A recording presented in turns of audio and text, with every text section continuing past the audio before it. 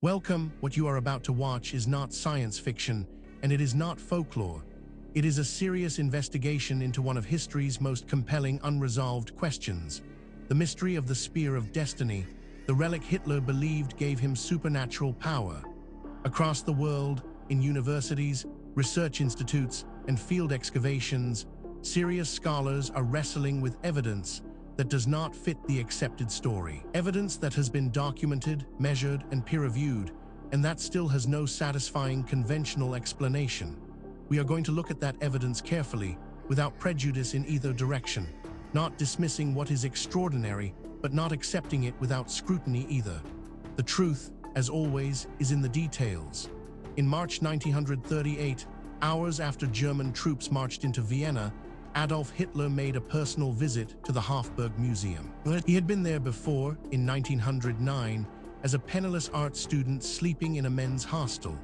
What drew him back, according to one account, was a relic displayed in the imperial treasury, a battered iron spearhead mounted in gold and silver, labeled as the lance that pierced the side of Jesus Christ at the Crucifixion. Within days of Austria's annexation, the Spear of Longinus, also called the Holy Lance, the Spear of Destiny, was removed from the Hofburg and transported to Nuremberg under arm D. Guard. According to Trevor Ravenscroft's 1972 bestseller, Hitler believed possession of the spear conferred power over the destiny of the world, and that losing it meant death. On April 30, 1945, U.S. forces under General George Patton captured Nuremberg and took possession of the lance. Hours later, Adolf Hitler died in his Berlin bunker. The coincidence is extraordinary, but there are several problems with the story, including a carbon dating result that places the spear's manufacture 6 centuries after the crucifixion.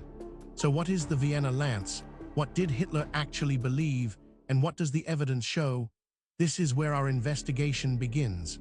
Stay with us, because the further we go into the evidence, the more extraordinary it becomes. The story you think you know is only the surface. Beneath it lies something far more remarkable. Let us begin.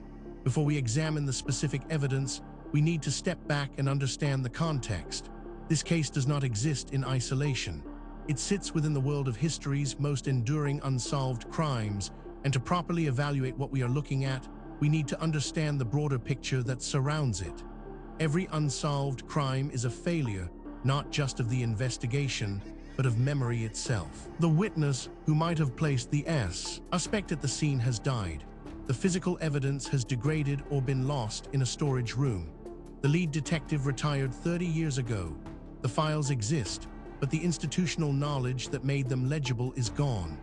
Cold cases are, in a very literal sense, history events that have receded from the living present into the documentary past, accessible now only through records, artifacts, and the unreliable memories of survivors. And yet cold cases do get solved. The history of forensic science is partly a history of cold case resolution.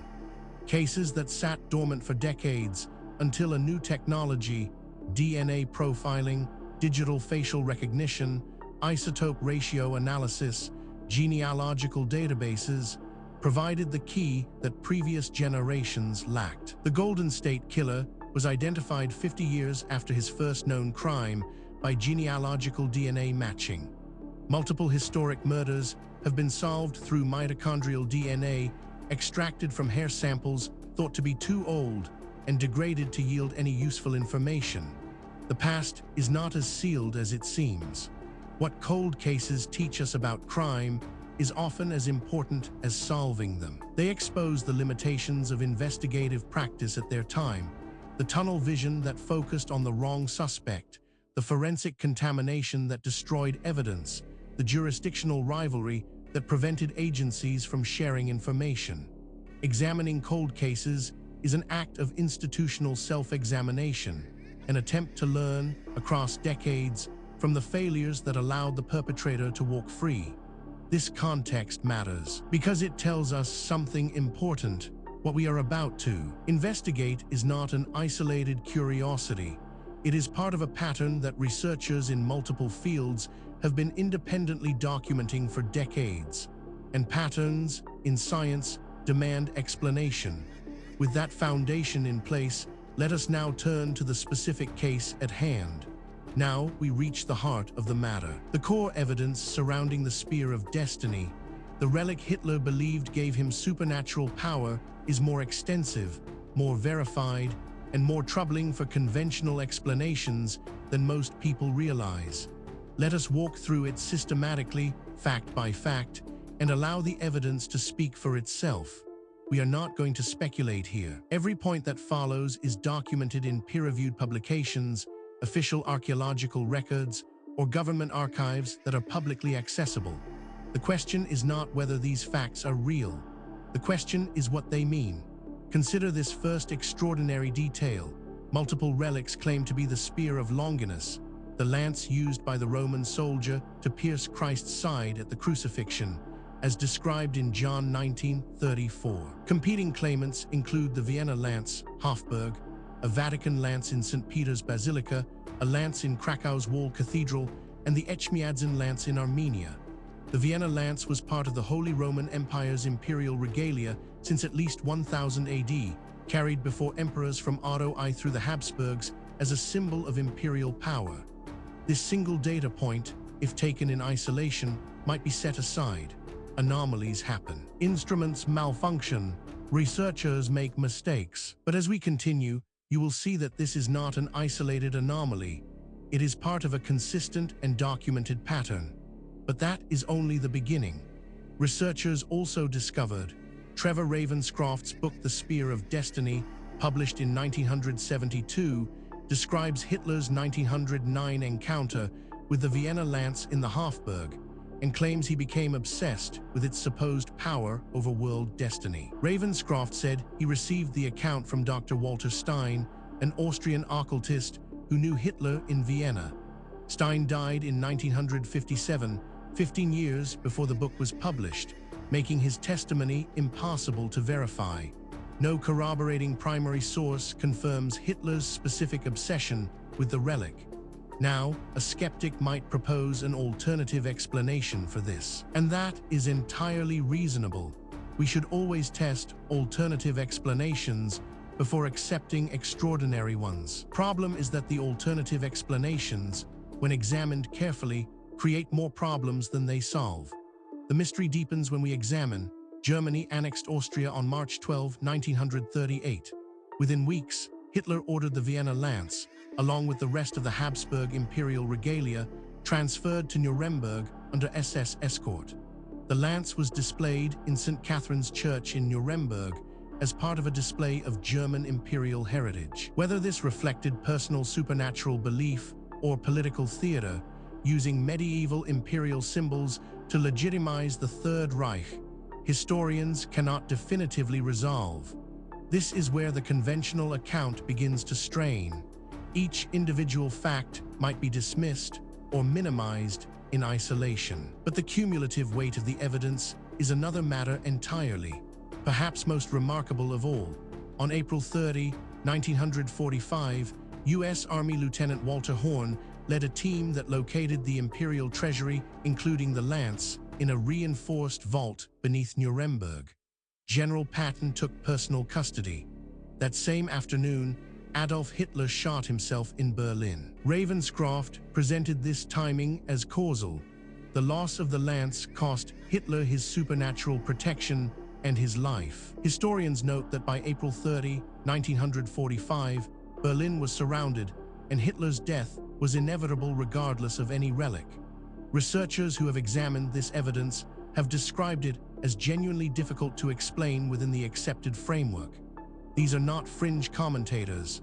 They are credentialed academics publishing in mainstream journals, raising questions that the field has not yet satisfactorily answered. Then there is the matter of the Antioch lance, a separate relic discovered during the First Crusade in 1098, appeared at the most strategically convenient possible moment, during a desperate siege when the Crusader army faced certain defeat.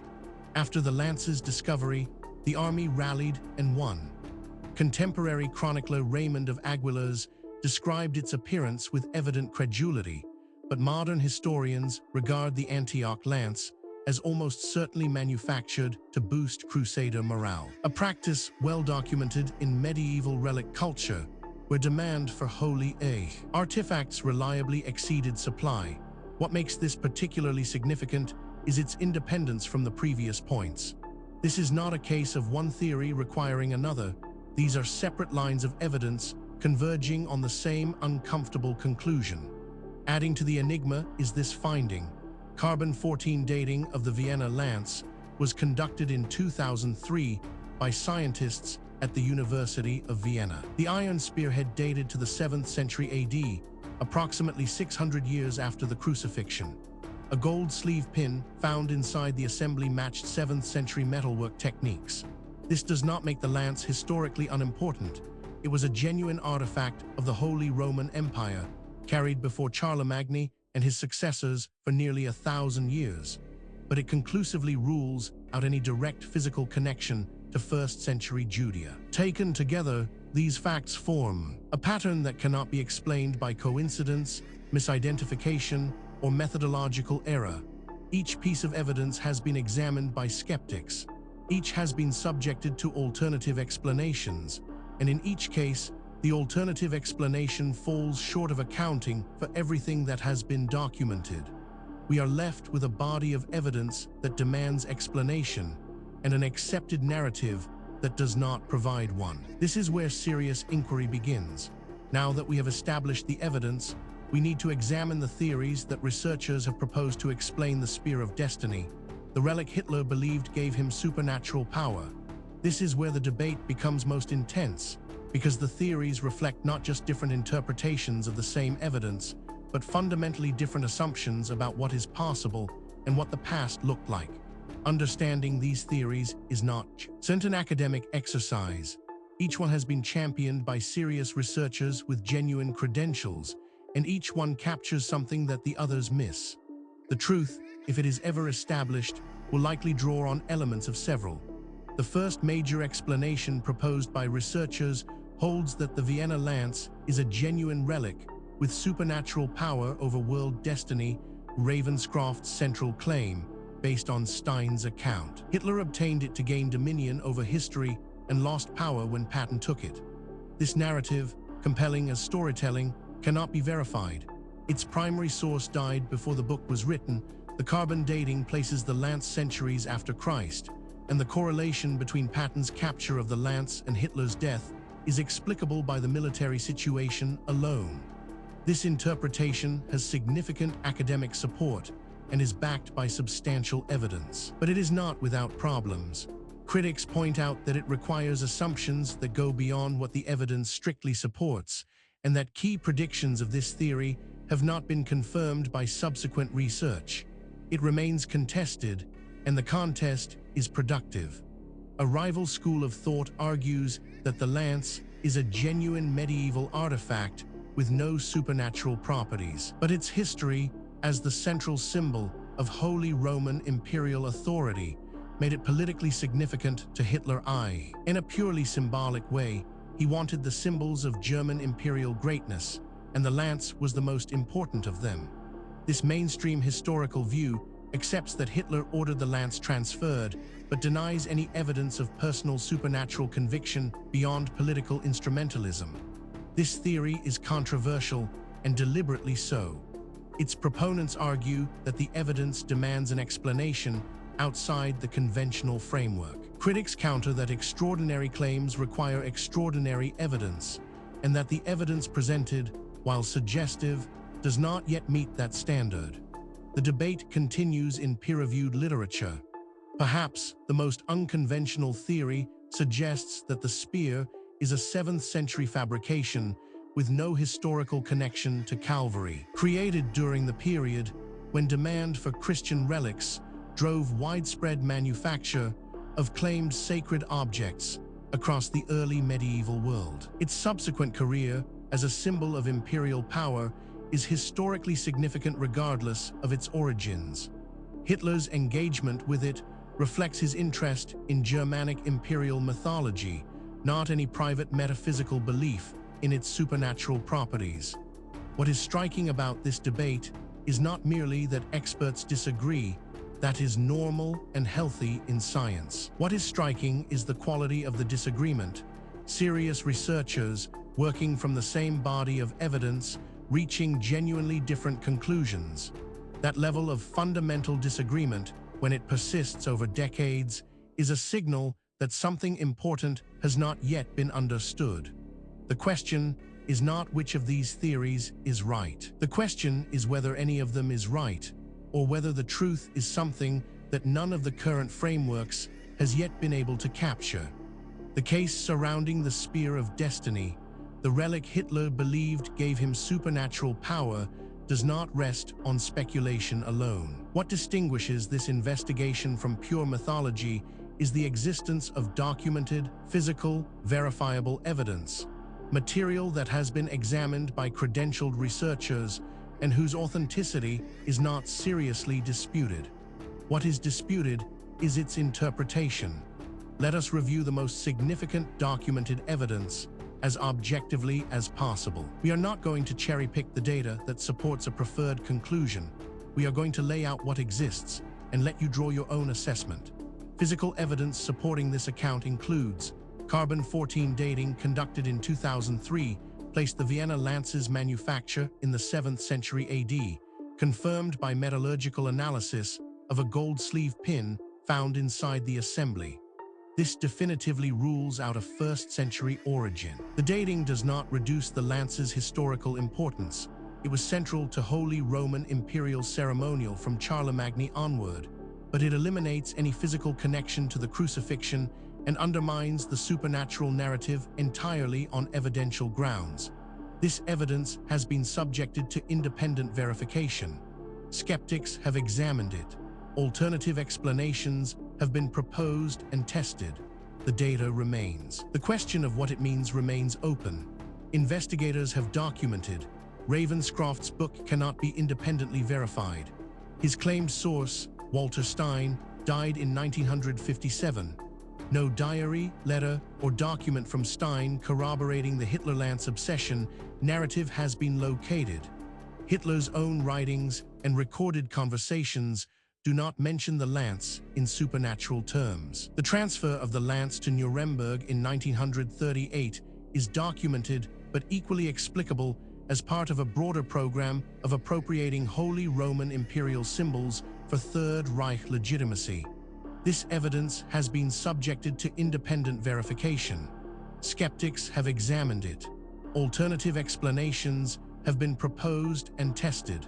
The data remains. The question of what it means remains open.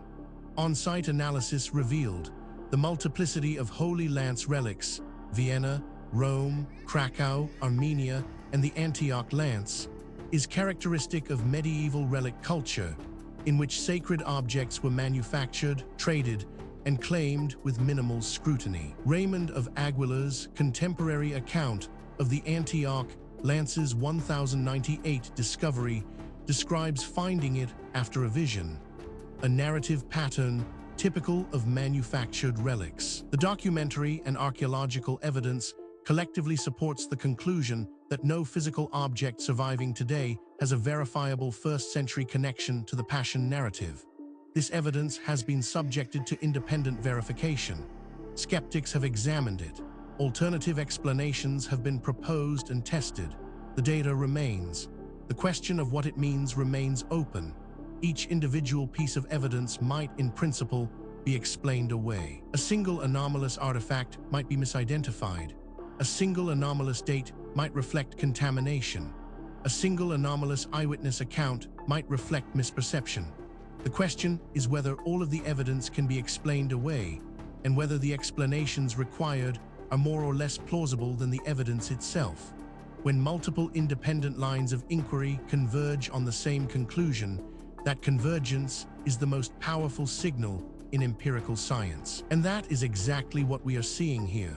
We have examined the history, the evidence, and the theories surrounding the Spear of Destiny, the relic Hitler believed gave him supernatural power.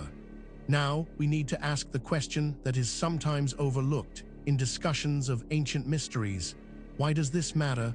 What does it mean for us today? It would be easy to file this away as an interesting historical curiosity, a puzzle from a distant past with no bearing on our present lives. That would be a fundamental mistake. The questions raised by this case touch on issues that are directly relevant to who we are, where we came from, and what the human story actually looks like before the period covered by conventional history. The Vienna lance is displayed at the Schatzkammer, imperial treasury, in the Hofburg Palace, Vienna. Its carbon dating results noted in the exhibit description. Ravenscroft's The Spear of Destiny remains in print and widely read, despite its unverifiable sourcing.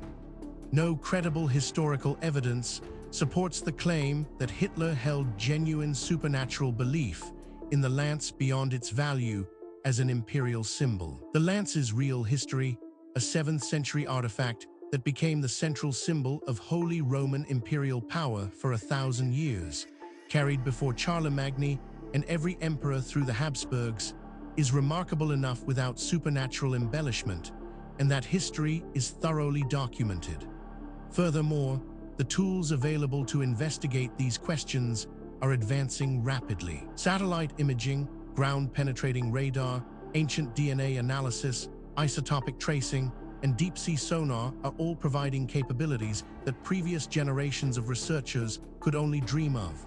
Cases that were genuinely unresolvable 10 years ago are now open to new analysis, and the findings, consistently, are expanding rather than contracting the mystery. The investigation continues. New discoveries are being made. New analyses are being published. New voices are entering the conversation from disciplines that were not previously part of the discussion. The answers, when they come, and they will come, will not merely solve a historical puzzle. They will force a fundamental revision of assumptions that underpin our entire understanding of human history and human potential. We have now walked through the complete case of the Spear of Destiny, the relic Hitler believed gave him supernatural power from the historical record. Through the physical evidence, across the competing theories, and into the modern significance of what remains unresolved. What the story of Spear of Destiny ultimately reveals is not just a historical puzzle. It is a mirror.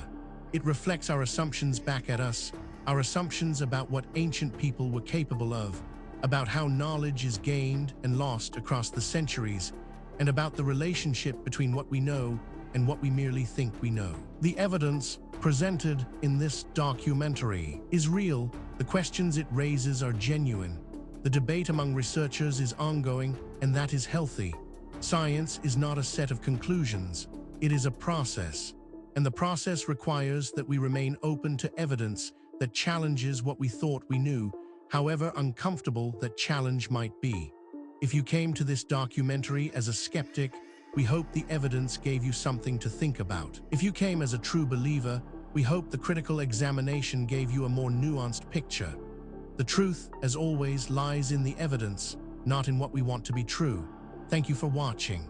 If this investigation sparked your curiosity, please subscribe to the channel. We publish new documentaries every week, covering the full range of historical mysteries that the mainstream has not yet adequately explained. Leave a comment below telling us which case you want us to investigate next. The conversation continues. The investigation never ends.